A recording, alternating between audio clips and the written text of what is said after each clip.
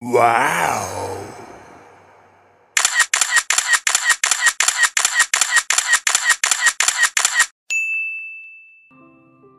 Je prirodzené, že máš niekoľko otázok a obav.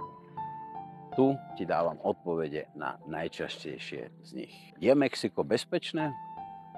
Južná Dolná Kalifornia je jedna z najbezpečnejších oblastí Mexika. Navyše budem po tvojom boku po celý čas, riadiac každú situáciu, aby si mohol užívať úplný pokoj. A keďže tu žijem, veľmi dobre viem, kam ísť a kam nie.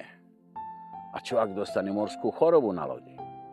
Polovicu svojho života som strávil na mori a veľmi dobre poznám problém morskej choroby a mám niekoľko riešení, ako tomu predísť a zabezpečiť, že tvoj zážitok na lodi bude príjemný.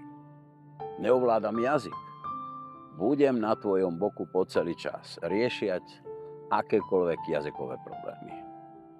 Sú lode bezpečné? Som profesionálny kapitán a licencovaný bezpečnostný dôstojník. Osobne poznám lode aj kapitánov a kontrolujem všetky bezpečnostné systémy na lodiach. Nebude to príliš vyčerpávajúce? Nemusíš sa obávať. Navrhli sme presuny a túry tak, aby bol vždy čas na odpočinok a relaxáciu. Budeš cestovať v luxusných vozidlách s plánovanými zástavkami, aby si oddychol a dočerpal energiu. Bude mať súkromný čas? Samozrejme, každý bude mať svoj priestor a čas na užívanie si súkromia.